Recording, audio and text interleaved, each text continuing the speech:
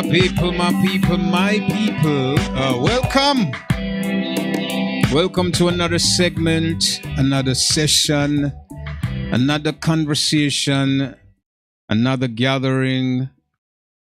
And we're here today. I want to say greetings in the name of the Most High. All blessings, all glory, all honor, all praises unto the Most High.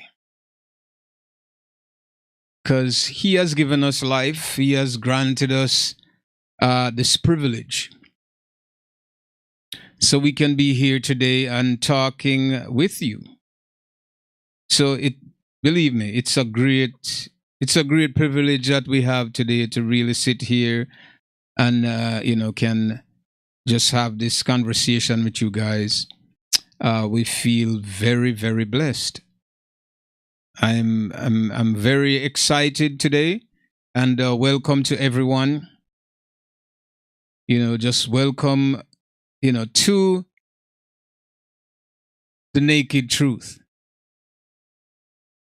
As you know what we're about here at Skunk House, and we only deal with that which is, we deal with entertainment and all these other aspects of things, but here on the Naked Truth, it's all about the truth. And we're kind of late today because, we run into a little bit of traffic on the road coming. But it's okay. We're here, up and running here on the Naked Truth. And we're going to get into the business because last week we were talking about the Antichrist and who the Antichrist were, and I believe we kind of establish some truth, right? I give you guys some scriptures from Revelation, and we also kind of vent some things about what the Antichrist was and who kind of pushed the idea and spread promote the beast and this image. Right, and as we get into it, God, today, as I said, remember we're talking about this very book here, and we're gonna get deeper and deeper because it's a lot. This is a great amount of information here that we have to go through, and we have to understand it carefully before we commit ourselves to it. So this is why I'll plead to you guys, man, that you have to spend some time, right? And when I said spend time, you have to take some time to kind of figure out what it is that you need to do. Understanding life, understanding yourself, understanding the origin of things. Because if we don't do that, then we're not gonna know what is going on in this modern society today where we live. So the information that we have today regarding, this book here, are the information regarding the scrolls that were translated into what this particular volume is. We have to understand the truth about it. We can't take it just for face value, right? As a lot of people do. A lot of us just say, okay, whatever, the Bible says it, and we'll commit ourselves to whatever is written here and said, yeah, this because the Bible said. And you ask a lot of times you'll ask some questions, or people ask a question, and or you'll ask some questions and they can't give you a proper answer regarding this book. So when you reach a certain point, they'll tell you, oh, well, because the Bible says so. And so I understand that, because as I told you before, at the ending of Revelation, they tell you that if any man change, which is chapter 9, if anyone change anything in this book or add to it, right, shall not enter into the book of life, something like that, right?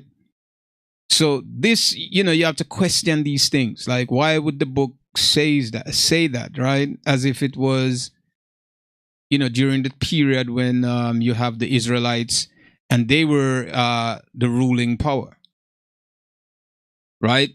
They were the ruling power.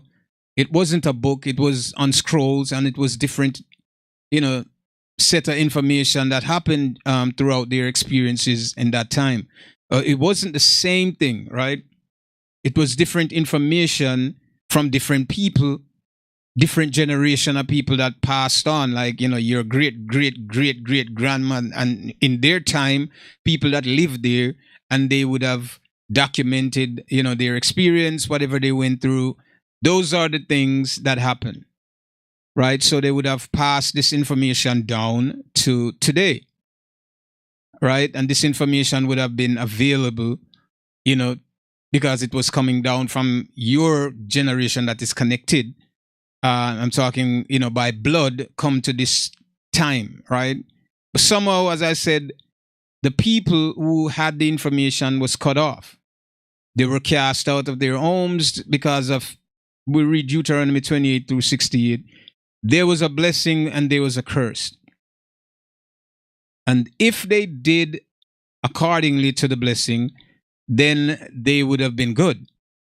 But for the fact that they didn't, it mean that they inherited the curse, right? So this curse specifically, give you some identities of what it would be, right? And it explain and give you some clarity. So it's nothing that scholars and, theologians or whoever they are studying this book don't know. They know it.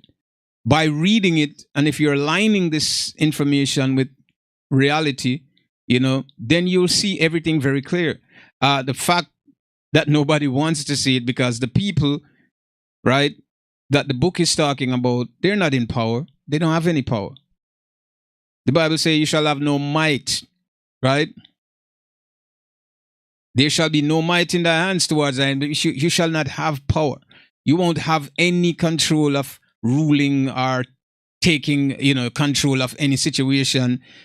These people will be above you, because that's the prophecy, is the word of the Most High, right?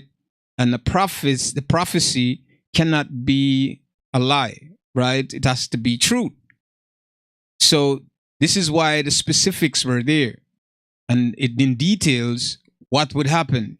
Everything was explained, how it would happen, right? So the generation that lived within the time would have, if they had the information, they would be able to align the information with the present situation, right? And so if that didn't happen, it just means that that's not the prophecy at all.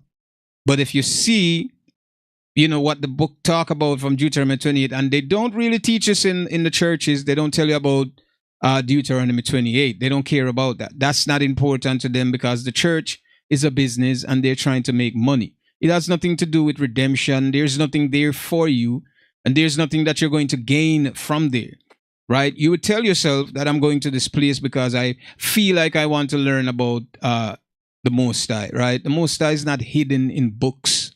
Do you understand? He's not hidden in books. You understand me? Nature is not hidden in books either. So look around you. It's very easy to find. Even when he told them, he said, listen, don't say that the laws are in heaven and you can't live by them and they're far away from you. No, they're right there with you, right? They're inside of you, right? Because you know it. We know how to determine what is wrong and what is right. It's our choices. We decide not to follow that which is right and decide to go the other way. So when we use these terms of, well, I don't know, and there's the other thing that we'll tell ourselves that we all were born in sin, right? And this is what they teach in the church, right? Everybody is a sinner. From you were born, you're a sinner, and that's not true, right? As I said, the Bible was conformed, right? The words in the book are on the scrolls, right, where it was perverted by people who had an agenda. You understand? People who had an agenda. They were the one who had control of this information, and they decide to change the information to what it is today. So when you read this book, I'm sure a lot of people have read it, all of it. Some have read bits and pieces of it, but it's very conflicting, right? A lot of things that you've read in this book, It's very conflicting, right? You're trying to figure out why, but why did they say this? Why, and all these why. Why would they say this? Why did this happen? Why? And that's the question. Why, right? That's a question, because it's a lot of information just doesn't lined up, doesn't make sense, and then you're gonna understand why. Because this book, in the volume that it is now, wasn't passed down from the Hebrew Israelite, their generation to their generation, so it would have been preserved, right? Right, in its authenticity, it would have been preserved, passed down, and preserved by the other generation, and and because it would have been family. That's why the information lost it. It was family members who had this information and keep passing it and passing it down, and as the other generation take power, right, and they begin to carry this mantle. So they pass the information down and continue on and on, right? Now, there was a break between this information, how this information got into the hands of other people who are non-Hebrew Israelites, right? And we're talking about the Romans, how they got the information. This is how they got it, because they conquered Jerusalem in 70 AD. And in 70 AD, they sacked Jerusalem and they kill a lot of Hebrew Israelites, because this is the prophecy, right? That the lost expulsion from the land, this would have happened. The Messiah told them that when Jerusalem is compassed, with army, know that the desolation thereof is night. So we know he talked about it as well. Something bad was going to happen to them. That was the last expulsion. That's what happened. Jeremiah spoke about that as well, that they will be discontinued from their heritage, mean that they would lost everything. Deuteronomy 28 through 68 speak the same volume as well. Tells you that you shall go into Egypt again with ships. Where I spake unto you, you shall see it no more. And there you shall be sold unto your enemy for bondmen and bondwomen. Now, this is telling you that the Hebrew Israelites were sold into slavery this time. Notice what it said there. You shall go into Egypt again, right? With ships. Where I speak unto you, this very present moment that I'm talking to you now, right? In this very place, you shall see it no more. You won't be able to see it no more. And this no more, how long is it? We don't know. It's determined by the Creator. And when He decide that the no more comes to an end, and the children of Israel will be awoken and ready, serving Him, and they're ready to go back to the promise that was given, to their ancestors, right? And they are the inheritant. They are the inheritors of this promise. Greetings. Welcome, right? So we have to go back to the beginning to understand certain things that happens with the Bible, what they call the Bible today. So you shall go into Egypt again with ships. This time, I remember the first time they went into Egypt, right? They didn't go into Egypt as slaves. So, you have some debate, people debating about this. Well, it's talking about the people that today that call themselves Jew. So a lot of people would say, well, that happened when they went back into Egypt. No, they did not. It's not Egypt. The place that they're talking about is ancient Kemet, right? That's not the place that they're talking about, right? Welcome, everyone. Welcome. So they're not talking about ancient Kemet, right? They're talking about a spiritual place. And when we use the term spirit, it means that we're talking about something unseen, something future, right? A prophecy that exists within a time. So when it said Egypt again, we have to be very careful, and this time with ships, right? So it would be a great distance from where Egypt is to where the so-called what you call Middle East or Israel is. There's no need for ship to carry anyone there. So we have to understand that it couldn't be referencing to the Egypt there. It's talking about something. So now we have to align this information with reality. As I said, reality is where we live in the present moment, right? And how do we find this information to be true or not?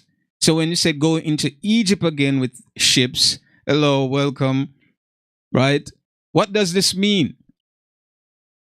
Egypt was synonymous with monuments, tall buildings, and we're talking about symbolism, right?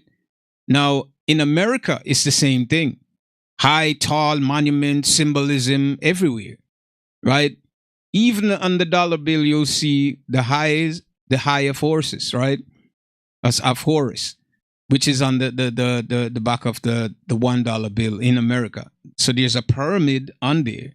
And then we're talking about the obelisk, right? Which is in Washington, D.C., which they took from Egypt as well. So Egypt, synonymous, with America.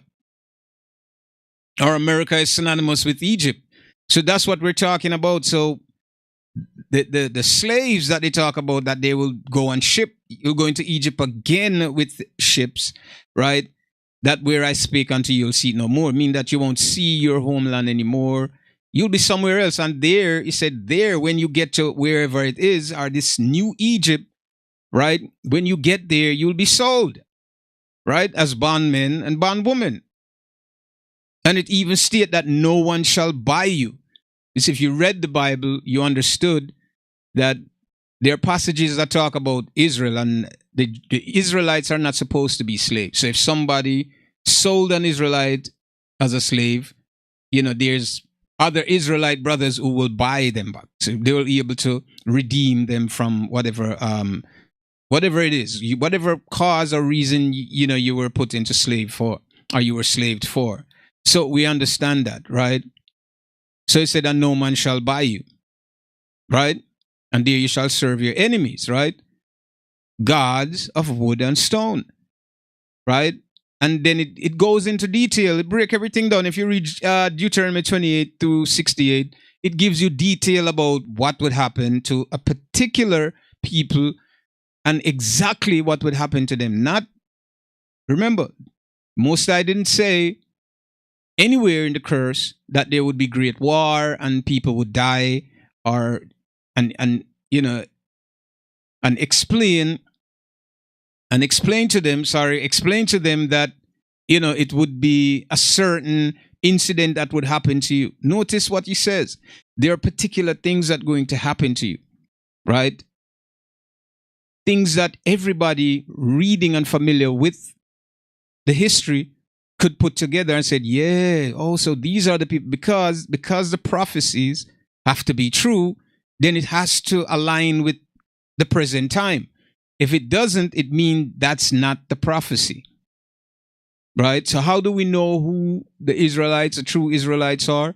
We read Deuteronomy 28 and we use this information to connect. And when you do talk about this information, you have a lot of people like Jewish scholars and others who will try to debunk the idea and said, no, Deuteronomy is talking about when some other time. See, they will try to go to this time that they say, well, that was then, it's not now. Just to try to debunk the idea that Deuteronomy, 28 through 68 exists, because you have Hebrew Israelites in America who claim to be of the tribe of Judah, right? And this kind of bring a certain nervousness to the Jewish community, to see where these people saying that they are what, and I'm sure it's very frightening for them as well. What if these people are who they are, who claiming this identity? Do you understand what I'm saying to you? But see, the problem is that they want to control the narrative on how and who's supposed to go where and what, and who have rights to return to Israel and who don't. These people want to have control of everything. So they'll determine, oh, well, we don't see that you're a Jew. And then you talk about DNA. I don't really want to get into the DNA testing because it's all hoax. It's a lie. how they fabricate these DNA and saying that this is what and this is that, and they could do anything because they have the information to do that and present the public and say this is what we get. So they could tie themselves into anything and have the population believing it. That they say that, but you haven't seen them do the tests in front of your face. So these people are not to be trusted. So you can't believe when they tell you about DNA connecting. You have to understand this. Can a leopard change its spot? No, he can't. So, with that, we know, right? If the Hebrew Israelites were black, and they admit this already, that the Hebrew Israelite, right? That the Israelites of antiquity are dark-skinned people, black, melanated people, right? How did they change and become white today? Right? This is a curious, right, and a huge question. How did they become white? Because if you're going to say that their white Hebrew Israelite exists, then you have to say that the black, right? Unless they extinct, you're telling me that the black Hebrew Israelite extinct, and then there's a new group of white people who claim this identity? No, it's ridiculous, right? If there is white Hebrew Israelite, then there is for sure black, and majority would be black because right, we're talking about the demographic of people that looked a particular way. So it had to be that group that would be more dominant than a subgroup, which would be someone small, or maybe get mixed in, if you want to say that, right? If you're crediting it to that, they mixed in with other groups of people and somehow change in appearance, right? But the majority has to remain what? Right? The leopard who cannot change its spot. So we're not talking about the small amount who probably mix in, because the Most High would have preserved these people so they won't be mixed all out into the other groups of people. They would be preserved because his people, he chose them. His words and covenants stood with them. How could this change? That there is only white, and I'm not going to say Hebrew Israelite, but white Jews, but there are no, and Jew is a modern term, right? But there's no black ones, right? And somehow they become the pillar of society today, right? And everybody acknowledge them to be that of the ancient people, while the ancient people still exist. But because they have no power, they have no true representative, so they're in the shadows, just like the prophecy states in Deuteronomy 28-68. There's a blessing, there's a curse. It explained to you in Revelation. I know thy works and poverty, but thou art rich. Blaspheme to those who say that they are Jews. And I'm sure it's not the word Jew that was there. It changed over a period of time, right? Because these new words were input in the scriptures. So it wasn't that, right? But I know thy work, thy tribulation, and poverty. See, your works, your tribulation, your poverty. The most I understand what you're going through. But, fret not, because you are rich. Because the end, all things belong to you. The promise, the giving of the law, salvation, all of this will be given to you in the very end. So this is just what you'd call a phase that you're going through because of disobedience, right? And because of this disobedience, you have to. We've been punished. Our people been punished, and we've been displaced, misplaced, however you want to call it. We're not where we were. We're not, in the position, that we had before. We're under the rulership of some other people that don't look like us. They're the ruling power. So the scripture is telling you this, that the Hebrew Israelites, the Judah, Yahudah, they're scattered to the four corners of the earth. And they are victim to their enemies. You understand? They're victims. So wherever they are, they will be the tail. You know what the tail is? All the way in the back, the lowest part, right? Where nobody pay attention to. Not the head, the tail. Not the middle, right? All the way in the back.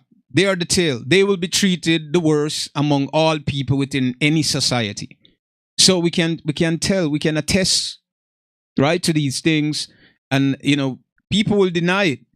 Those who in high position and know the truth will try to deny it because they don't want to deal with this reality.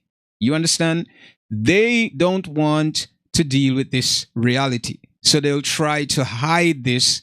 And, they'll tell you, oh, you're saying that there's a conspiracy. And there is, in fact, a conspiracy. Do you understand what I'm saying to you? If you read the Bible said, a yoke of iron shall be around your neck. You shall be crushed day and night. Every single line for line, word for word, that's been depicted in this book is talking about the people that went into slavery. The transatlantic, however they want to call that slave trade that happened, and other slave trade that happened that was never documented, are those things that were documented that, these information has been suppressed and it's been hidden from the public. So you won't know what's going on, and you'll always believe that you're something else. See, they'll tell you that. Said you be called a byword. Which nation do you know that's been called a byword? Out of all the people are the inhabitants on the earth today, who's been called a byword? Who's been called a byword among all the nation? It's the same Negro people, the same people they call nigger. What they call nigger is the same thing. That's the byword. Black. That's not the name of somebody. That's not the name. Do you understand what I'm saying to you? Black, nigger. Do you understand what I'm saying to you? That's what they would be called, a byword. And there'll be an astonishment unto all people. Are they truly astonished?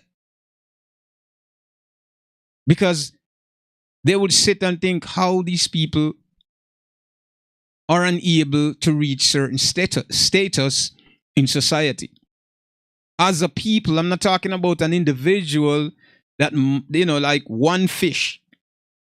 When the net is cast in the river, one or two fish were able to flip over the net and escape, right? But the others were caught.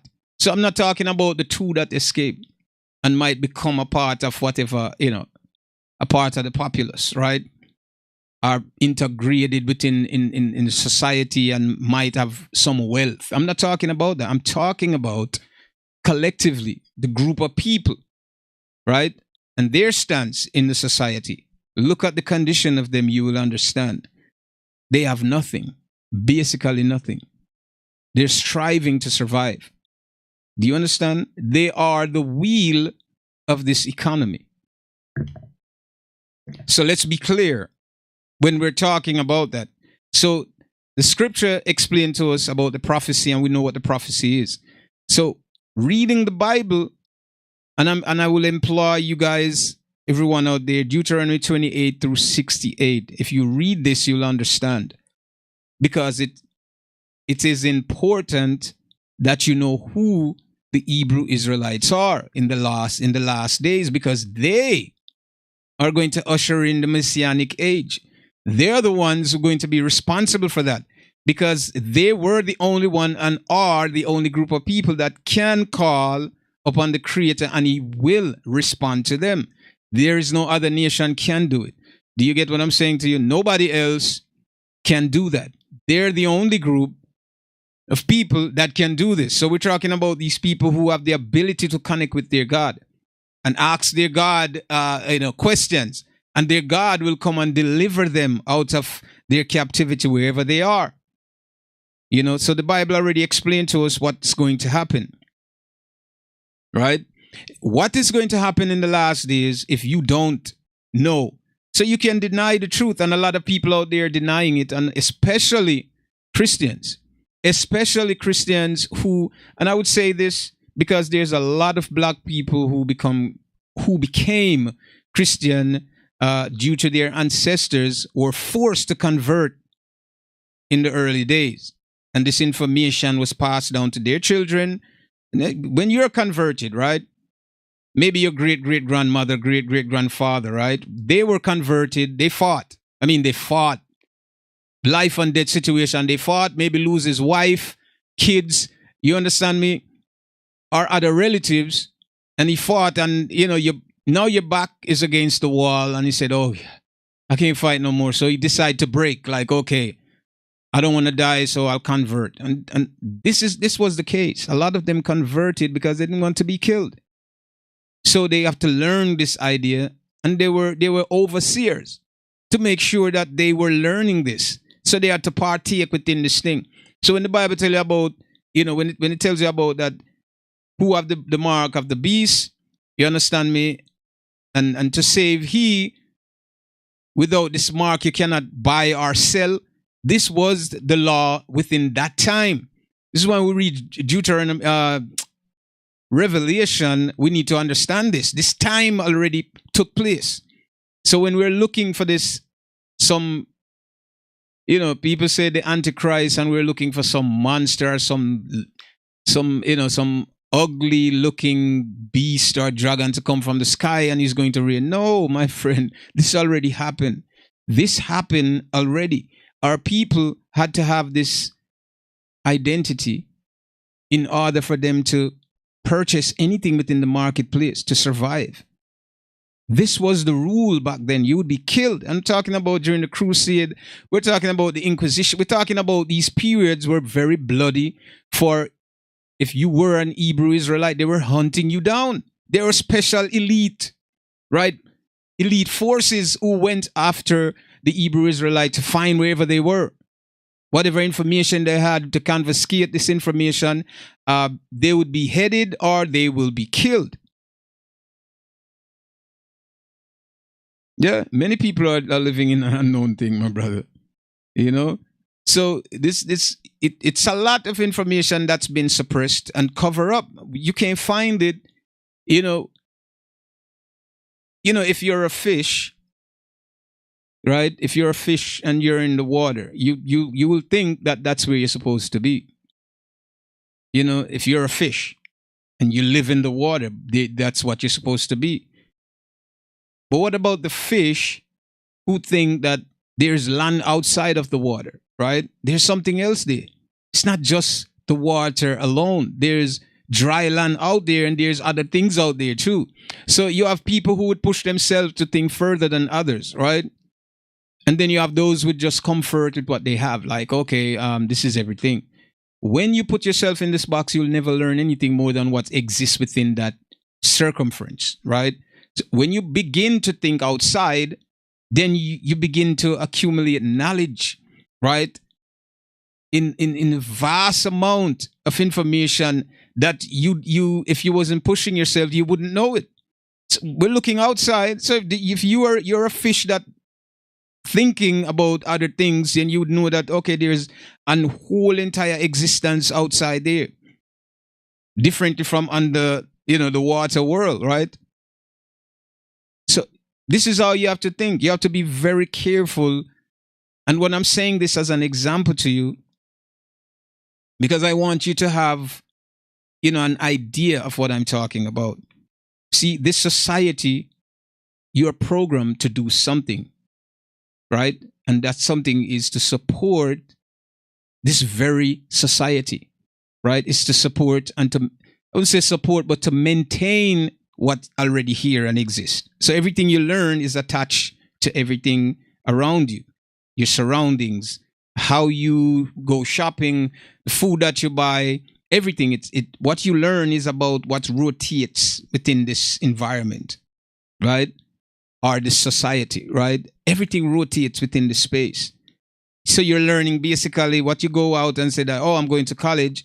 Is it to really make you more, smarter, make you more, understanding of what's happening in the universe or in the world itself? No, it's just based on, the maintenance of the society. So you go to college, you get a degree, and you come back to do what? Not to free your spirit, not to free you and you transcend and go to some other world. No, what it does, it teaches you how to become a product of that society. right? How to come and contribute, right? Or partake and work and help to maintain that society. So you go to school. People will debate this. They will. Who is smart and who is not? And we tend to use these things to measure a person's intelligence. So when you think in the box, how could you get out of it? When you're already in the box, right? And I'm saying, and the box wasn't created by you. It was created by someone else. So it will be like a world within a world. Someone else have control, but there's a higher power outside who create the world where people should live a certain way. But someone else within the area decided, you know what, I want to control these people. So I'm going to create a simulation of this, right? A fake simulation of this. So therefore, I would have control of this area that I quarantine for myself, and whomever live here would be under my control. Do you understand me? And the information, I would control it. You're only going to school to learn what I want you to learn, right? You're going there not to learn what you want to learn, right? But what's available, even if there's an option, these options were created by me. So even just say you want to be a doctor, okay, fine. You can be a doctor, but guess what? This is the procedure. This is the rules that I put in place to become a doctor. You have to go through these stages to become a doctor, right? To become a lawyer. No. You can't do it on your own. I don't want you to think for yourself. I want you to recite, right, the information that I'm going to program you with. You're going to use these information and repeat them thousands and thousands of times over and over to defend, right, your client. To cure your patient, you have to repeat this recipe that you've learned from me. Outside of this, there's nothing. So if I'm limited in my thinking, right, when I put these information in place, it means there's room for error in it, right? This will go on for a long time until maybe there's another person of my descent who comes with an idea and it feels suitable to correct whatever error this was. And then they'll input this information and say, okay, well, it was Dr. Such and Such who came with a medical breakthrough and this great research. And now we have this cure. Do you understand what I'm saying to you? So the standard has been set. And you have been programmed. So how do you escape this? So, I'm giving you this because I want you to understand that the information that we're getting and the information that is handed out, I want to say handed out to us, is not accurate.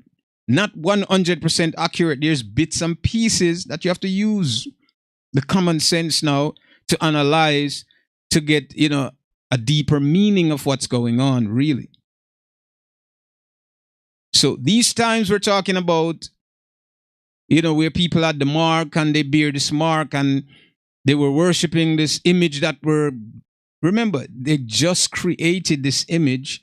So just imagine, it's like, how would you say, iPhone came out and everybody just going out to buy it. Oh, there's a long line at the Apple store, everybody trying to get it. This was something new, except it wasn't of your free will, right? It wasn't of your free will to participate. You were forced to do this. It means that there were soldiers with swords, whatever type of weapon they carry at that time, and you were forced to do this. So you had to humble yourself, even if you want to rebel, right? You could rebel and get killed, but if you value your life and you know that you're outnumbered and there's no way that you can overcome these people, what you're gonna do? You have to go along with the program. Who do you worship? Jesus. Okay, now you could go in the marketplace and you can go do whatever you want to do. You understand what I'm saying to you? These were the rules back then. You had to follow them. So when you read Revelation and it's talking about, the beast and its image and this mark, it was something new. So people were into it. Those who didn't reject it was into it. Those who rejected were forced to learn it. And when they learned it, do you understand me?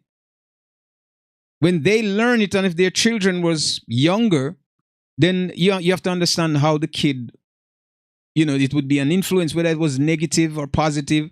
That influence would have passed down as an inheritance to that child.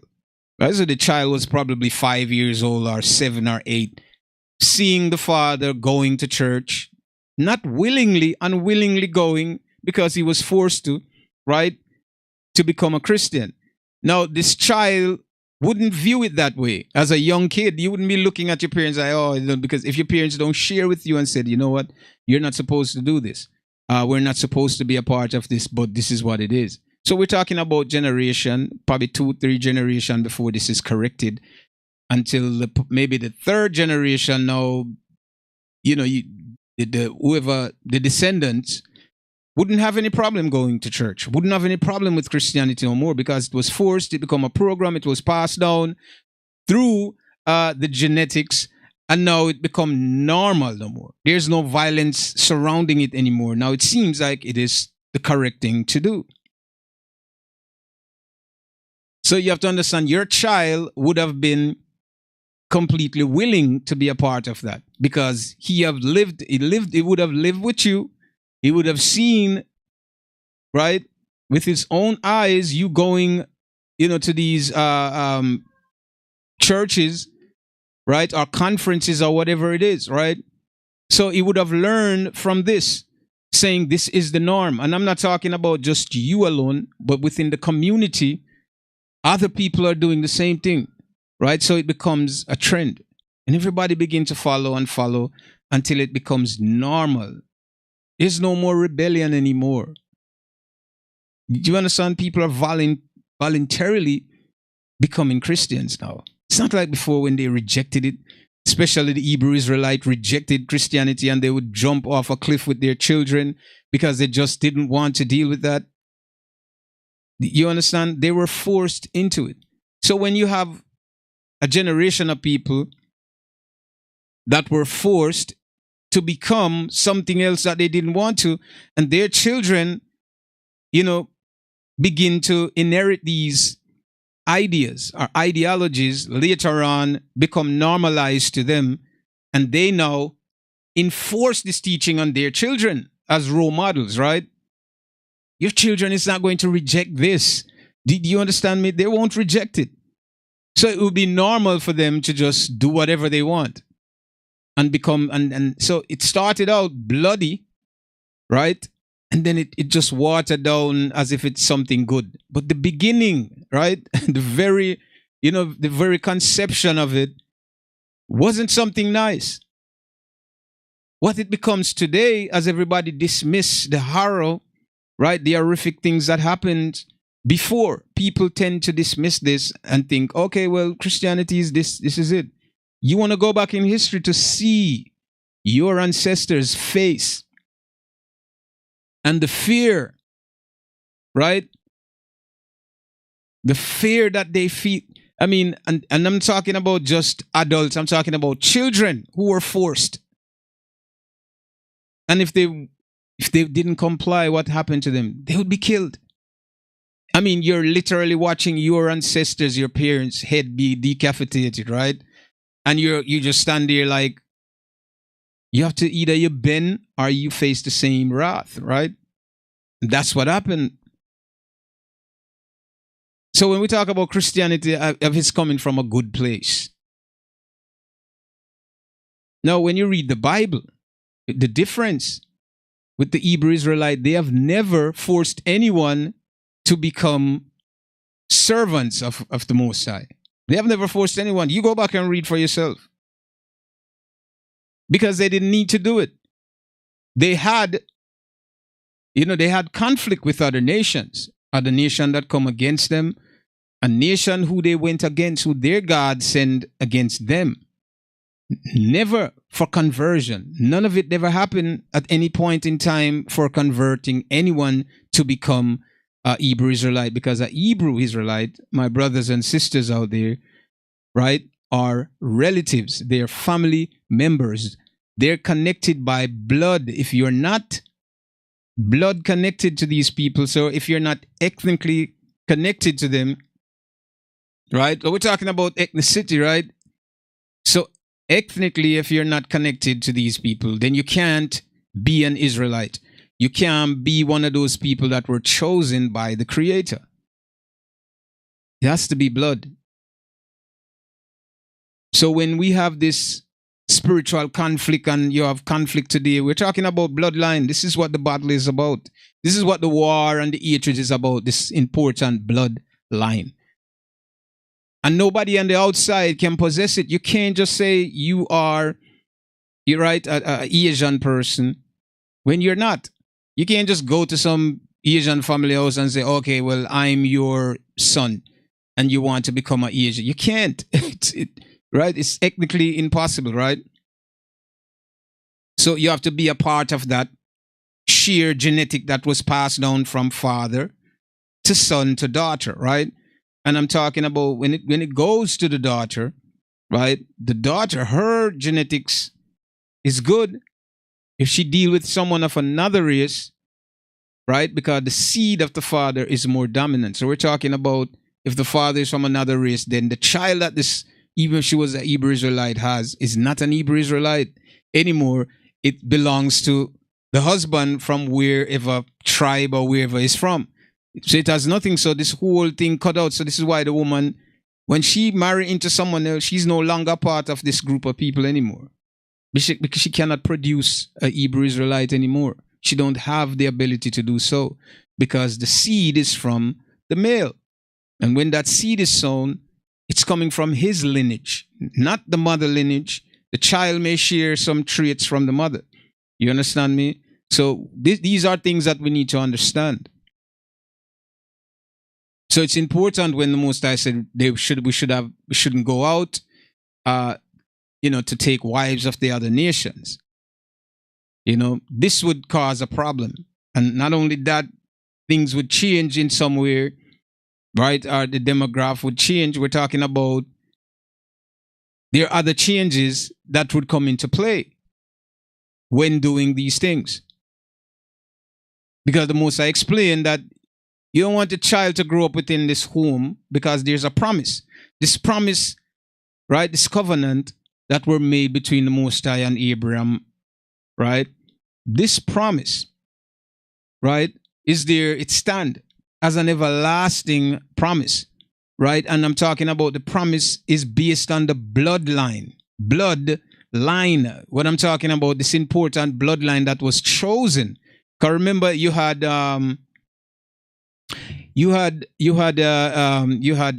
Abraham, right?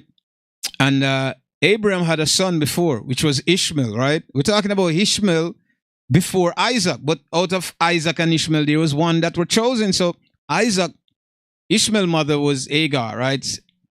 And an Egyptian or Ethiopian, right? And Sarah, right? She produced a son, right? Which is Isaac. So we're talking about Isaac and we're talking about Ishmael. So two brothers, yet there were one that was elected out of both of them. So even though they're from the same lineage, there was a choice. And this choice, right? This choice was because, the Most High decided that this is who I want. So they were all Israel, right? Or Israelites, right?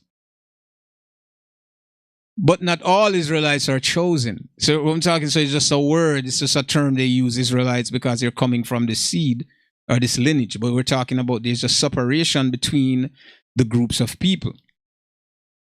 There's a division there. So we're talking about the Israelites who are family, but we're talking about the chosen people out of the same lineage, but it's separated somehow. The Most High work at, his work is at hand. It's complex to really give you some clarity on what he did and why he made those decisions. Do you understand? So we're talking about that. So it's very different. There was an election and all the way to, Rebecca with Esau and Jacob. It goes all the way there. There was an election again. One was chosen out of two brothers. So the Most High said, two people shall be separated from thy womb. Two manner of people, right, shall be separated from thy bowel. Two different. So even though it's the same father, but however the Most High work in his mysterious ways, he did.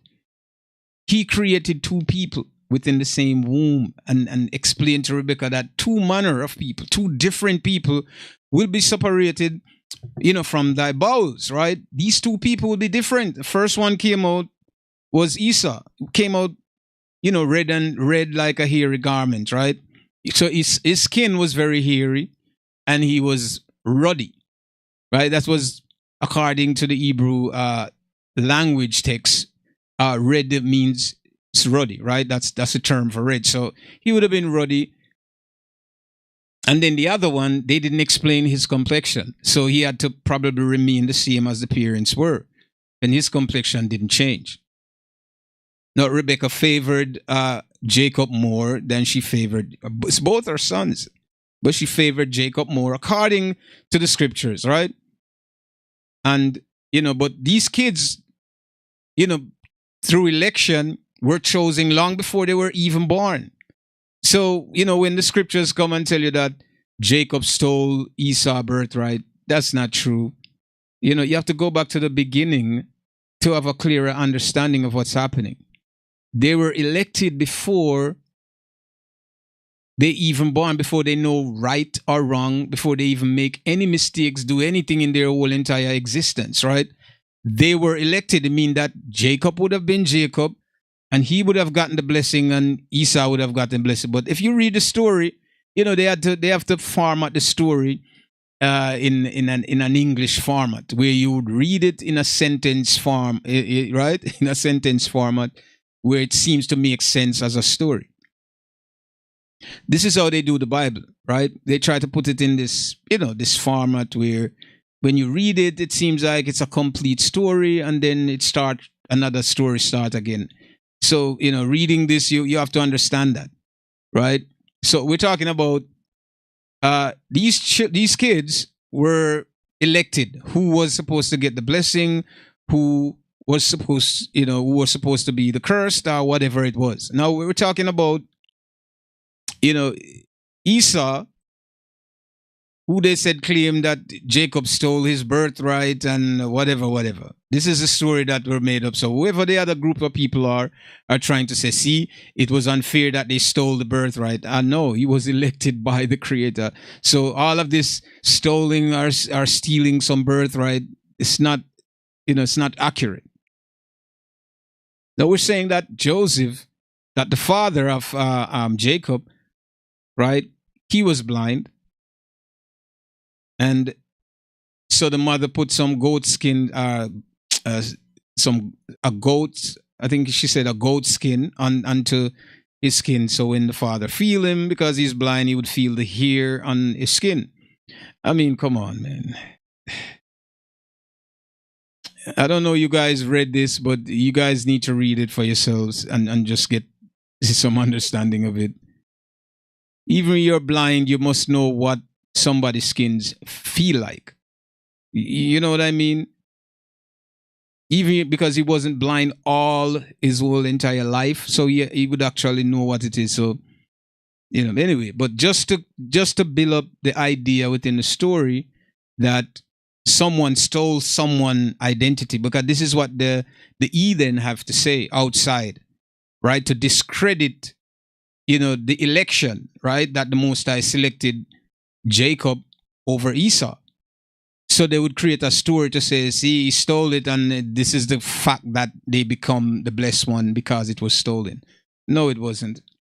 They were already elected before they were born. The Most High already know his work. The people speak all the time as if the Most High, if they are smarter than the Creator, right? And if they know all things, and they're trying to correct what the Most High did. That's what he did. The Most High make his decision out of his spiritual consciousness, and his spiritual consciousness is perfect and is right all the single time, every time. There is no fault, there is no error in him. Whatever he does at his will, his disposal. Whatever he wants to do, he do it. So we could discredit, we could talk whatever we want because of feelings, and we're not included. We would say anything. We'd talk about anything. Oh, whatever. Why people complain about that too. Why would God create this? Why would he do that? Why would he do this? Why? And all kind of crazy stuff, right? Okay, so we have a question. So where in the Bible was money used for things, right? If there was giving to the Levi, why are pastors encouraging people to donate today? Are they Levites? No. See, this is a problem with the church, as I explained before. The church. Yes, my friend. Good to see you too. Welcome. We're discussing Bible. Basically, any questions is important. If you want to ask, you can definitely ask a question regarding the book. We can get into that. But the topic is, is everything, in the Bible complete Word of God? And we're in we're in chapter 8 now, basically, explaining this. We're going to talk about the Antichrist because this was one of the topic we wanted to continue this week. So we're going to talk about. So there is a question that someone is asking: where in the Bible was money used for things? Now, right, and if this was given to the Levi, why are pastors encouraging people to donate today? Are they Levites? Very, very, very important and interesting question. And we're going to answer that and clear that up, because this is why I explained to you guys before earlier. The church is basically business. It has nothing to do with spirituality. It has nothing for spiritual growth. No. Finding the Creator. No. This place is not a place for people who are good to go, right? But people tends to go there, as I said, based on, how they were forced, or the ancestors were forced into becoming Christians, and they adopt this idea and it becomes normalized and everybody think it's okay. It's the same thing that they're doing right now with you have people marrying to animals, right? So we call it bestiality. People think that they're in love with things, or you have a child and the child said, he believed that he's a cat. So as parents, you support this. And he's a cat because he said that he is a cat. And you go to the extent to get this kid surgery or whatever. These are lies that people come up with, or things that people come up with. And because the society support this, everybody goes along with it. And guess what later on? They're not here to convince the older generation, because we're smart enough to know that this is wrong. What they're doing is working on the younger kids, children, right? To control the way they think about these things. And once they could get to them, so you're not the problem. Adults today might think, oh, this is not a problem. It's not you they want.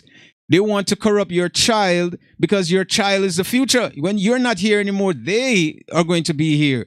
And when these ideas, this foolishness become normalized within the society, everybody believes it. It becomes normal. You're not going to question no more. You're not going to question this no more, because now, the rebellious people that used to stand up against it are no longer here anymore. So it becomes normal, and people think, okay, it's okay. It's okay to do this. Remember when alcohol, I'm just using this as an example, right? Remember when alcohol was illegal? Do you remember that? And back in the early 50s, 60s, they used to go around and they just raid certain places and they would destroy whatever. You understand what I'm saying? That's what they did. It was illegal then. But look at where it is today. It's profitable for a lot of people now. It becomes normal to have it. And if you didn't know the history about it, you would have thought that this never happened, that it was always what it was from then to now. No, it was illegal. Just like marijuana today, they're making it legal. Why? They're making it legal because they see where they could profit from this. So the fight, you've been locked up, you go to jail for it, and now guess what? They're making it legal because they have control over it. So this is how information change as well, and how certain information that's been passed down to people change. So the generation that endure right during this time when alcohol was, illegal, that generation that endure are no longer here anymore. Who are here today is the generation that this product that they fought against is available for this generation, right? And this generation, it's okay. They could just buy a bottle and go home and drink, and there's no problem. Do you understand me? Before it was a problem. So these things that people come for, ideas that they come up with just to make things normalize within the society, doesn't mean that it's true. Doesn't mean if you want to marry to a dog, you have the right to do that. But when these things become normal to our kids, they won't stand up.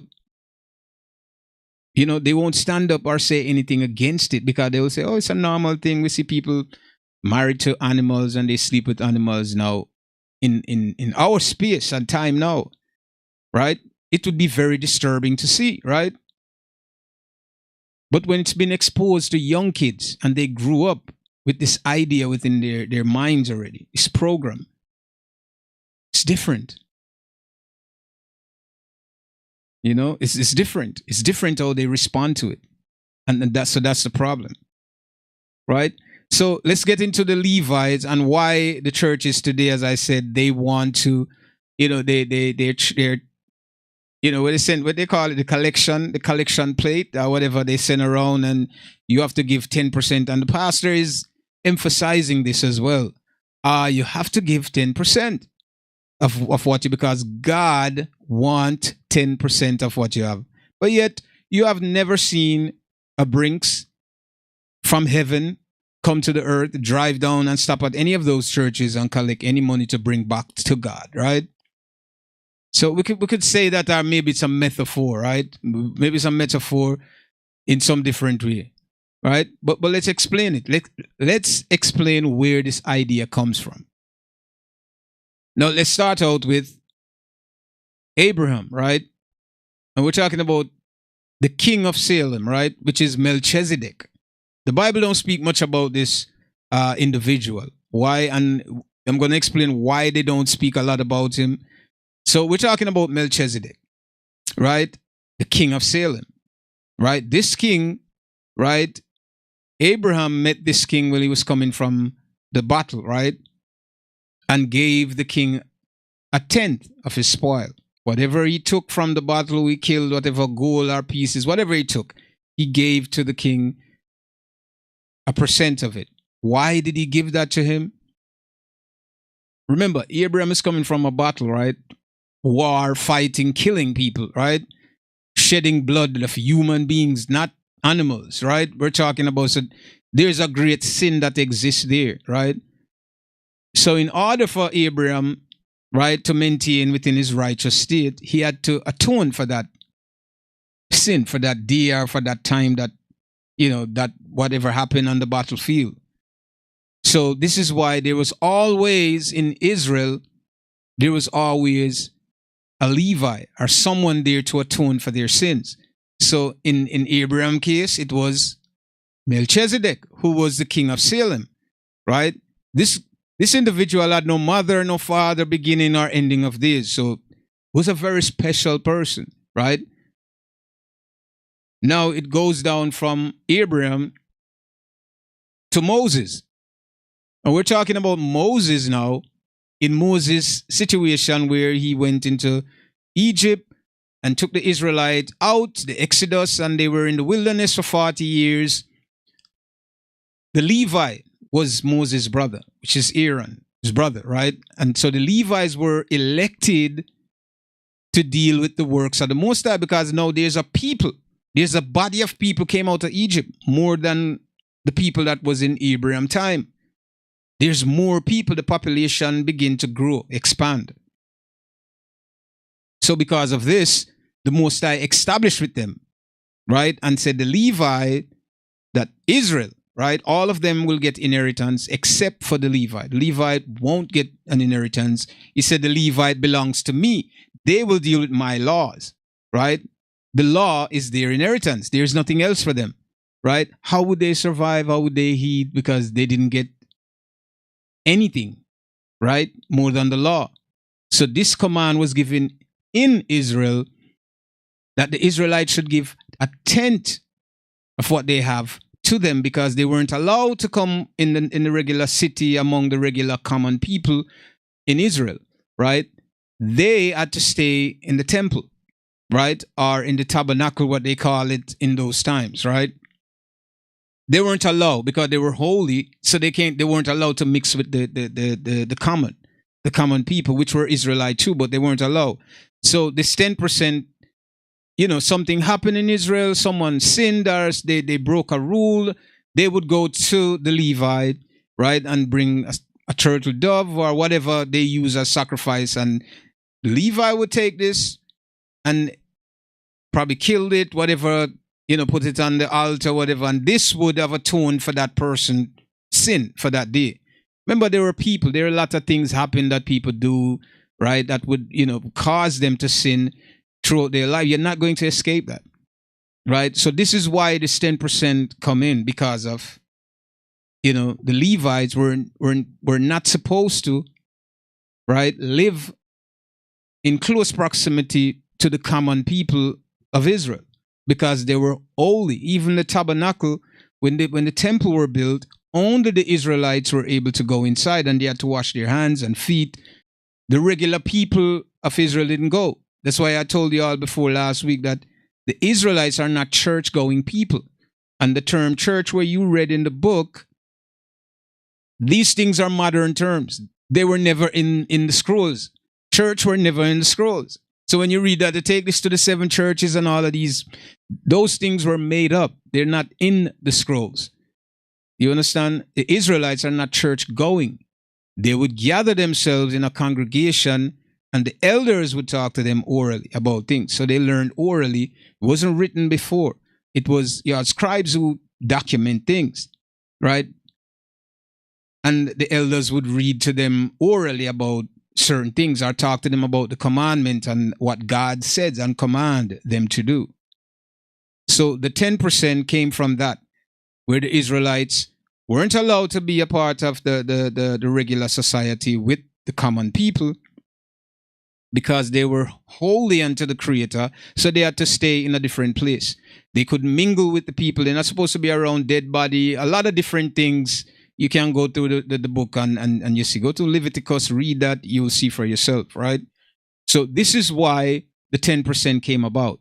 And, today it's been exploited by the church, thinking that God need 10% from them. This happened within a society that was regulated by the Creator himself, right? And he put laws, gave them a dietary law.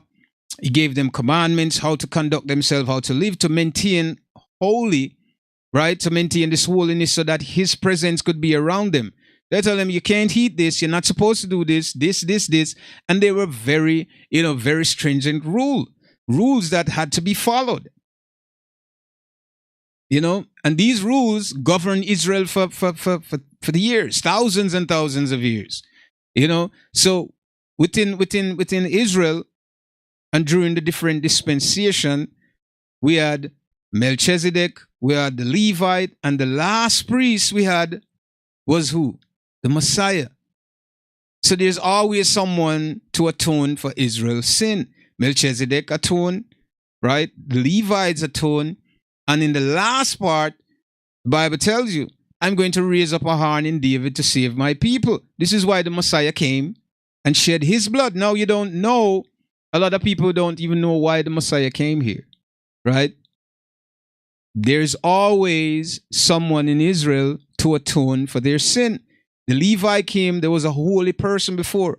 Melchizedek had no mother, no father, beginning or ending of days. The Messiah came again as another holy priest. That's why they said he have to be a priest after the order of Melchizedek. This is why they said that in the Bible. So Christ was a priest after the order of Melchizedek. Do you get what I'm saying to you? But this is why they don't talk too much about Melchizedek, because nobody wants to conflict the idea, because they're already saying that the Messiah is the creator when he's not, right? He's not. But he came to save Israel. That's why I said I came to save my people. Right? He said, I came but for the last sheep of the house of Israel. He explained to them why he came. Right? And because he shed his blood there to atone for their sin, that in the last days, when they'll be expelled from the land, and not that he didn't tell them that they would have been expelled. He told them when Jerusalem is compassed, what would have happened. So even he himself explained to them, destruction is coming.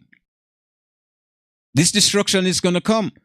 And in the last days, as Jeremiah said, you'll be discontinued from your heritage. It means that we won't know. We won't know our customs, the way that we used to practice things before, how we used to do it. We won't have these options anymore. Our literature would have been taken away and compiled into this volume here and been perverted by the enemy, right? So you wouldn't know exactly, because you wouldn't escape with the scrolls. No, you weren't going to escape with everything.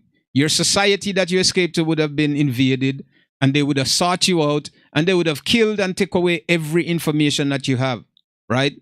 The Vatican City have everything for you. And the information that they put here is some of it, right? And it's been formatted to how they want it to be. So this is why you have to understand why the Messiah came for Israel, because that blood would be there. So in the last days, when they were scattered among the people and don't know themselves, all they have to do now is to find their Creator and love Him with all their mind, their hearts, and soul, and ask for that forgiveness. And they and only they will be forgiven, because the blood is already there, right, to delete, right, and atone for whatever sin that they would have committed among the nation that they've been scattered. So the Messiah, all of this was thought of by the Creator before it even happened. So we had Melchizedek, who was a priest. We had Aaron and his brothers, who were priests, the priesthood. And then we have the Messiah, who were the final priests, who came to shed his blood. So instead of the goat, the calf, whatever they used to sacrifice, instead of those things anymore, it wouldn't be. There would be an important blood that would be shed, and it would remain there, right, as an atonement for these people, this family member, right? This is why he was born out of Judah, right? These family member can be grafted in back into the fold through this blood, this very blood that was shed. So, I mean, we can get deep into it more, but this is why the 10% comes in. And today the church uses this to exploit people to become rich and wealthy and powerful. And the people who don't know this go to church and think that God requires of them. You're not in Israel. You're not living, right, in the city of Jerusalem, and the laws are implemented that you have to follow them. You're not living there. You're in a different place. You're living in the land of your captivity among your enemy, right? And your enemy is exploiting you to become wealthy, telling you about this book, and you're learning it because they're teaching you falsely. They're not telling you the truth. They're not telling you the truth. There is no 10%. You don't have to give anything whatsoever, because they're not priests. These pastors are not priests. Do you understand me? None of them are priests. There is no priest. The only priest exists within Israel. The only prophets exist only within Israel. There is outside of Israel, there is no priest, right? There is no prophet. No prophet in any of these areas that you call Asia, go all the way, but there is no prophet in Europe, in Russia, in Germany. None. There is no prophet. Only prophet will come in the earth is out of Israel. So that's why the 10% comes. So I hope we kind of clear that up, and for my brothers and sisters out there to understand that. So this is it. This is why the 10% was used, and the church used this now today. And a lot of people don't even understand why it's there. And, but you have to get familiar with the truth, So I hope you guys can go back to your book and read more and try to understand more of what's going on. You will see it for yourself. So, let's get into, there's another question here. Can you explain what's the meaning of the woman is the glory of men. First Corinthians. Oh, First Corinthians. What is the glory of the woman? The woman is actually a glory. It simply means that the Bible tells us a man shall leave his mother, his father, and take a woman and become one with her. Right? Flesh of her flesh, bones of bones, and mean that you're tying yourself with this individual. You become one. And this is probably ordained by the Most High from the beginning, right? From the inception of a person's creation or existence. You were supposed to be with a certain person or with, let's call it the male character, right? Two things are these two magnets, come together. At some point, they're going to come together, right? And that's the covenant. That's the word of the Most High that exists between man and woman, right? It exists between men and woman. So the glory of men, right? How the Bible express this, right? And we know what glory is, right? It's a state of victory, right? It's a state of happiness, accomplishment. So when the Bible talks about the glory, that the woman is the glory of men, it is in truth that this virtuous woman, you found her, and she bring all of this complete. You have all this complete this complete understanding, of fulfillment, right? And this fulfillment is you becoming one with this person. The desire that you have to be one with this person, you become more open, right, to the individual. It's the same thing as you falling in love with someone or having a relationship, right? And the beginning of your relationship, these intense feelings that you have met a stranger, you have met someone that you have never known before, and this person open themselves and welcome you. Not only that, they welcome you, but you'll be able to share, treasures, their treasures. You understand? They'll be able to share your treasures. You'll be able to all of these emotion, all of these feelings that you have inside and desires, you'll be able to share with this individual, right? You'll be able to give all of this to this individual. You understand me? Because they will accept you. They will receive you. You understand? This is what the glory is when the Bible talk about this in Corinthians. That woman is the glory of a man, which is in fact true. So if you're a virtuous woman out there,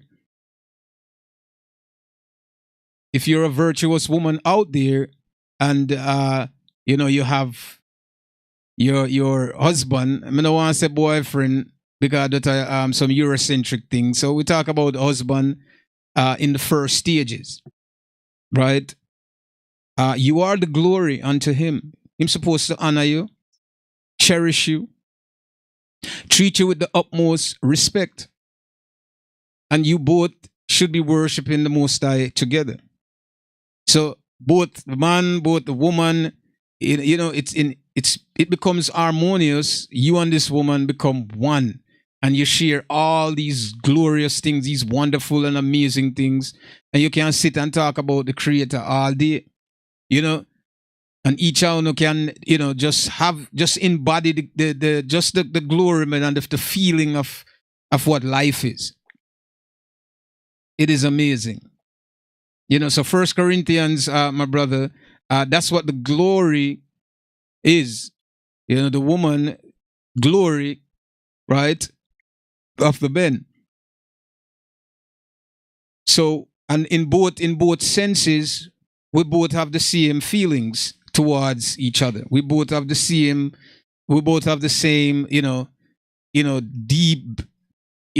deep desire for each other. So when you meet, as I said, when the magnet come together, there's information flowing through both things, When you find that perfect woman, man, it's a lot. It's different than when you're going off of lust.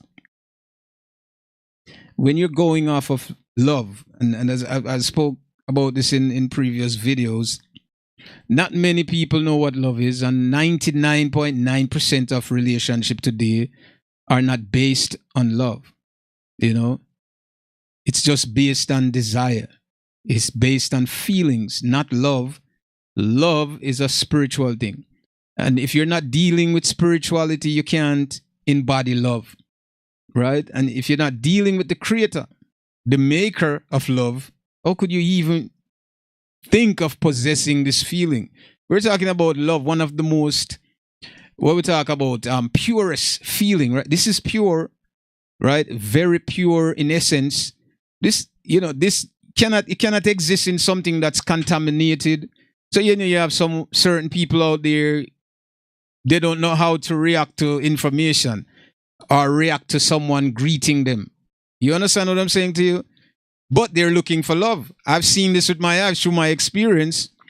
You have a lot of women out there that you would, you even say good morning. You'll even go as far as saying, hey, princess, respectfully,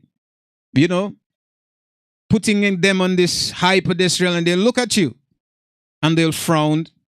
Some of them will even, disrespect you in the process. And these are people who are looking for love, right? They're looking for love, right? And you can't compliment them on anything, right? Are you trying to be courteous to them or trying to be kind to them and they can't accept this? Someone say hello, good morning to you, right? That's it. You can't even respond to that and you want love? How are you going to get that?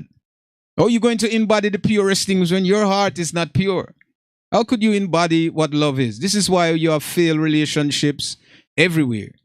Because people are not living by this. It's not a code of honor anymore. Everybody does, oh, well, we lost and we build relationship because we can settle here. It'll be like you're walking, trying to go across the desert, right? Looking for water. But, your family, they talk about this place. It's a euphoria, right? It's a safe haven, green grass, fruit trees. But, you're on your journey going there. And when you reached to a certain distance, you see like there's a pool of water, right? And there's vegetation and there's trees and fruits there. That's not where you're going, right? But you begin to, measure the distance and say, wait, you know what? Maybe I could just settle here because I have everything here, right? So you settled for it and you stay in this place because you have water, you have food, you have everything there. That's not everything, right? But you would settle there. And this is what a lot of relationship is. People settle in it because, they're getting benefits from it. If you're getting benefits from that, you will stay there. And you realize at times when this, because when you love based on physicality, things change. In spiritual love, nothing changed. The person remain the same honor has been upheld, the same principles are upheld. But when you don't love, when you don't love with spirituality, then you're talking about physicality. You understand there's many changes going to happen. And slowly everything will decline. You'll be with this woman or this man for a while, and then you find something is not working. The reason why you're seeing that because there's no connection there. There wasn't, because the material or the physical things begin to war, right? Begin to war out. And after a while, it just diminish. Now you have to talk about divorce or breakup. So if you want to embody love, the purest essence, your heart itself has to be pure. You have to be humble. You have to be kind with people outside. When people greet you, you have to greet them back with kind words. How are you going to find love when you put somebody say something nice to you and your demeanor, your response is always negative? You can't talk about love. There is no place for you in love. So we're talking about righteousness, and righteousness is everything. So you have to get that. So, my brothers and sisters out there, if that's what you're looking for, spirituality is first. When you find that, you embody everything else. But if you can't do that, I'm sorry for you. Then all the relationships out there who claim say them in a long-term relationship and I'm in love and you're in love and all these type of things, and as people, will tell themselves, say, their husband loved them and they love their husband. You could be with a person for 10 years, settle with the person and have kids. Don't think because you have kids with the person mean that was the person that you're supposed to be with, or that's the person that you love. You'll tell yourself this. But we say love, we just use the word, but do we know the true meaning of what it is? We can't say love, or somebody asks you, do you love me? And these things, people will often do that, ask you, do you love me? They're looking for confirmation because of insecurity or whatever insecure reasons. They have to ask you to confirm or reaffirm whether or not, because there's not the feeling is not there, right? That feeling, if that feeling was there, the right true love was there wouldn't be no question to ask. You would already know. Just like when you have a child and you love your child, right? You love that child. You don't need to ask the child, or the child don't need to ask your mommy, you love me, or, because he knows. You know that that's your child, right? So there's no need to ask question to reaffirm or to confirm anything, So that's basically what it is. So let's go to this other question, because soon we got to cut off. Can that be forced? Like they say, if you don't donate your money, means you don't love God. No. Let me tell you something, people. The pastor in the church is the wickedest. You understand me? They are the wickedest. You don't have to give 10%. Let me tell you here, and on the naked truth today, you don't have to give nothing. God requires nothing of you, no monetary, no money, no gold, none of these things. You don't have to give nothing to him to be redeemed, to get redemption from nowhere. These churches use these practices because they're trying to earn money. As I said, these churches are business. They operate as a business, right? And because they operate as a business, you understand that the pastor is not up there because he's there for God, right? He's there because he wants to be wealthy. Every pastor, I'm telling you this, every one of them, every single one of them, right? They'll tell you, oh, we're trying to raise money for church. You don't need church. You understand me? To know God. Do you understand me? But they'll tell you this is just a building, my friend. You know what I'm saying? So you don't need to pay anything. No 10%, and they will force you and tell you, oh, God don't love you. Listen, because they want to convince you, and it's just trickeries of these men who are greedy for money and wealth. You understand? They have no conscience whatsoever. They suck in the blood of the poor and those who are suffering and have nothing. They're trying to take away from you that you don't have. You're struggling and they're living their lives rich. Yep, there's no donation, my friend. You don't have to go to church and give anything. And I would advise you guys not to go to church. It's not a place that's going to redeem you. It's not a place. It's a place of ritual and demon evocation. Do you understand? It's not a place where you go to find the Creator. If you're looking for God, Bible tell you. The Most High is a spirit, and for those who worship him must worship him in what? Spirit and in truth. You can't just confine the Creator who tell Solomon that, listen, God don't dwell in houses, man. The Creator don't dwell in house, but if you want to build a temple, fine. How could you confine the Creator to a building or a place, a specific place? You cannot confine, this essence, right? You can't confine that. It's everywhere. Every single ounce of air or oxygen that you breathe, that's him. Everywhere. He's everywhere. So you don't need to go a specific place to know him. You have to love him with your heart, your mind, and your soul. You don't need someone to preach to you to tell you how to love God. You understand me? You don't need no one to preach to you to tell you how to love him. Oh, you have to love God this way. You have to do it. Pastors, go ahead. I could tell you guys, man, go to the church tomorrow. Go anywhere you want to go to, any one of these churches, and just go inside there and see what they talk about. They're gonna tell you God love you. He don't want you to sin. Oh, I can feel the Spirit of the Lord in me, and this and that. Oh, and God loves you, and there's a time coming when we all shall be saved. Glory be unto God. All of it is just a show. And what happened? Sister Mary have cancer, and she still died. They can't pray for her to save her. Miss Palm sick badly, and they go and they have sermons, they pray Sunday, and what? She still died. And then they'll tell you, oh, well, there's a place in heaven for her. God wanted her home. God don't want anybody home. Well, the Most High want you home to do what? What are you going to do home? What are you going to do home?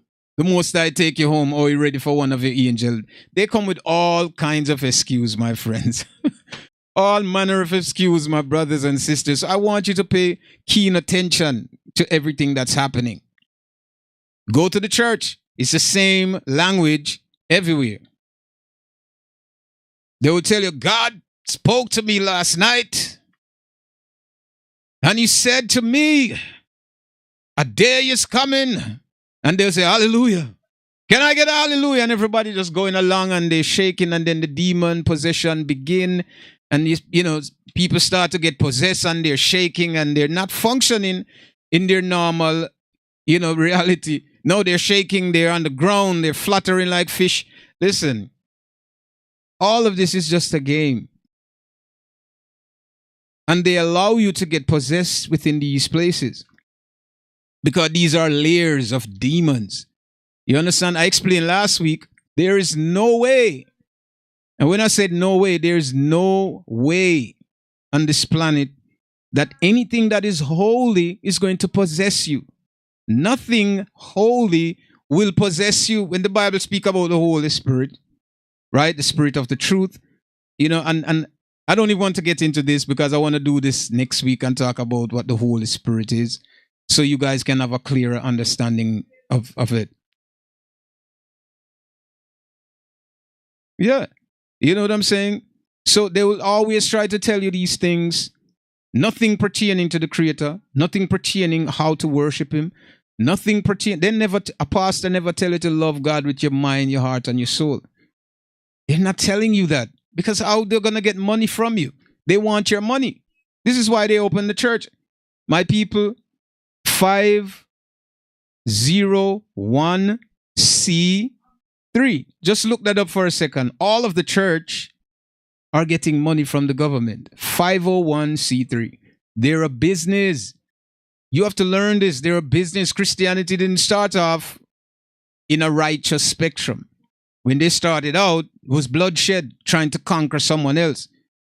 Stolen information from God's people. The saints are God's chosen people, which are the Hebrew Israelites. Stolen information, right? And not only that did they stole it, they created an image, like I've read in Revelation, right? For those who worship the beast and its image, they created an image to go along with the stories, right, that they perverted.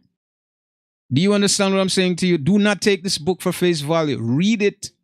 I implore you guys to read it. Read it as much as you can and understand what you're reading. And talk about it. Let's talk about it. You don't need the pastor. He's not going to allow you to ask him questions, because you will make him look like a fool. And I'm sure there's a lot of Christians who have questions, but they can't ask questions, because the pastor won't allow you, because he don't want to be a fool in front of his congregation. It's about pride and power to these people. And if you have a question to ask someone and they can't respond to you, what is the purpose of you tying yourself within those places? Cultism, Exactly. People do it without thinking straight,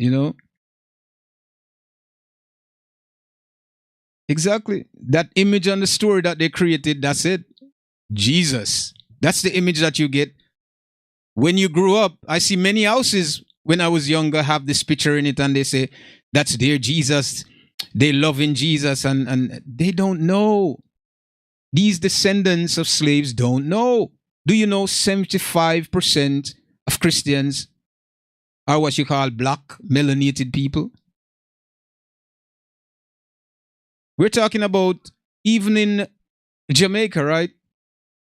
Jamaica has the most church for a country in the world, the most church by square mile, per square mile, right? And the crime in Jamaica keep rising. Do you understand what I'm saying? You get my point? None of what they're practicing is affecting the community. It's affecting the people. Just look from the early, I won't go too far. Let's talk about the 80s, the beginning of the 80s, right? To now. Have you seen any changes? It only gets worse. You talk about from the 70s to the 80s to the 90s, everything just gets worse and worse and worse. Nothing changed.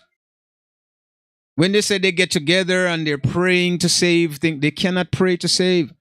Only the Hebrew Israelites, I repeat this, only the Hebrew Israelite, their descendants, only they can call upon the Creator and He will answer them. No other nation, I'm sorry to tell you, a lot of people are reading this because this was publicized to you. It was forced, this diary, these documents that were taken from a group of people were publicized to the world, and the world believe that they're inclusive to this. They're inclusive to this information and that they're a part of it. They're not.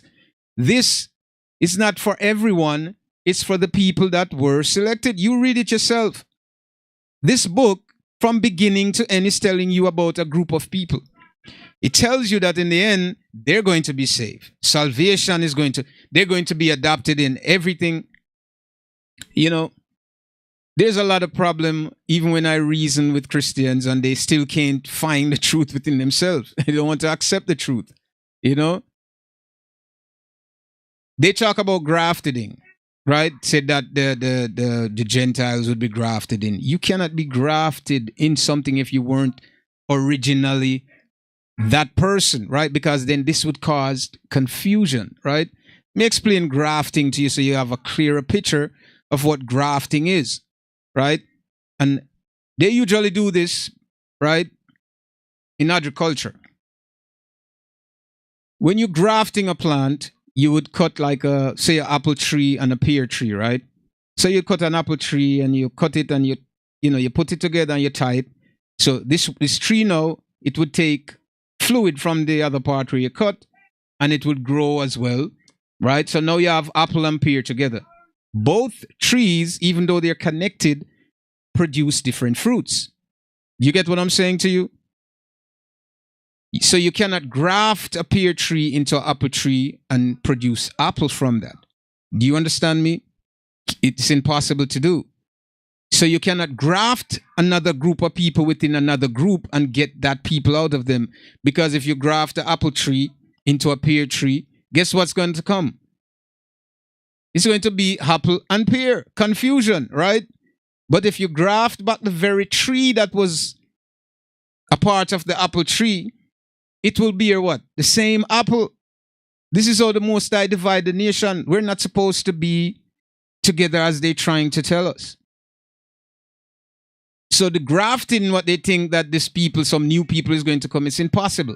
Doesn't make sense, does it? You cannot be grafted into something if you were never a part of that before. Right? Because if you're grafted in, you will be known as an outsider because what you produce is something different from the original plant or the original tree. So it's impossible to engraft into something that you were never a part of before. So that's what the grafting is. So if you're grafting into something, it means that soon. It means that, you have to be a part of what it is already from the beginning. So when you graft it back in, it will only produce that, right? Which is of you, and which is of the very tree that you're grafted on. Nothing different will come in play. So with that, my people, I hope you guys, get a true, clear understanding, of that. And as I would tell you guys, man, Stay out of the church. Stay out. I'm pleading to you, brothers and sisters here. Stay away from the church. Cannot redeem you, cannot save you, can't do nothing for you. Love the Creator. Look around nature. The sun comes out every morning unless the cloud cover it. Look at the clouds, look at the stars, the moon, the trees, right? The Most High provide all of these things for you, right? Love Him with all your mind, your heart, and your soul. Love Him. You don't need anyone to reaffirm this, to confirm any of this to you. Keep loving Him that way. Love your brother as you love yourself. These are the two things that we need to do. And we don't need to be a part of a congregation, because if the congregation is not righteous, then it's not going to work for you.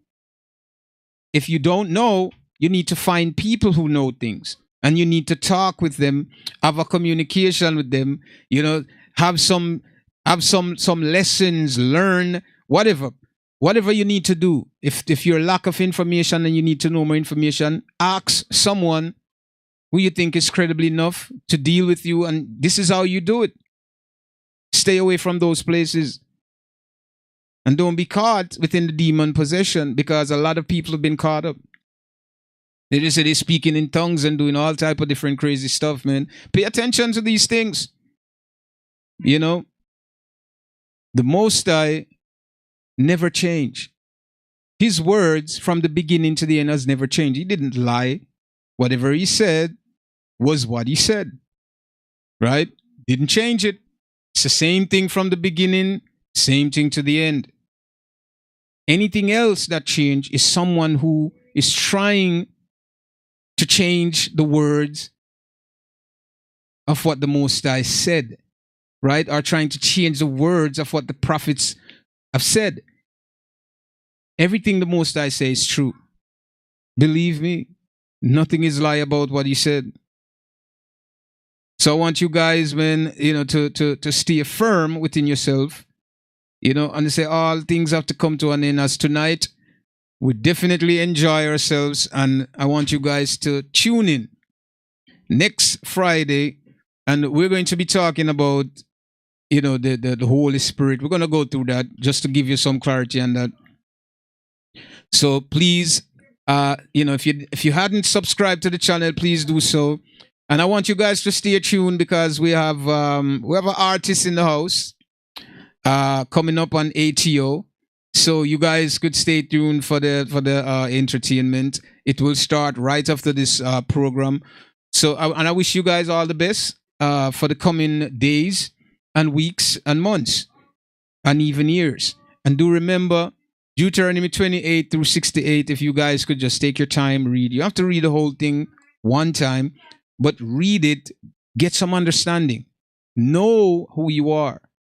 Right? Know who you are. I'm pleading to you guys. It's time for you to recognize how great you are, and that great power and ability that lies within you. It's time for you to wake up and realize where you are. Don't fight to be included. Survive. Just survive and serve the Most High. That's all I want you guys to do, man. And I thank everybody that tuned in today here on The Naked Truth. And I'm looking forward to see you guys next Friday as we come through and, do the business of talking the truth. Because that's what we have to do here. We're not going to hold back. We're going to say it just the way it is. And you guys, as I said, you can do your own research, do your due diligence. We're not hiding anything here. And all that I've said to you here, my people, is the truth.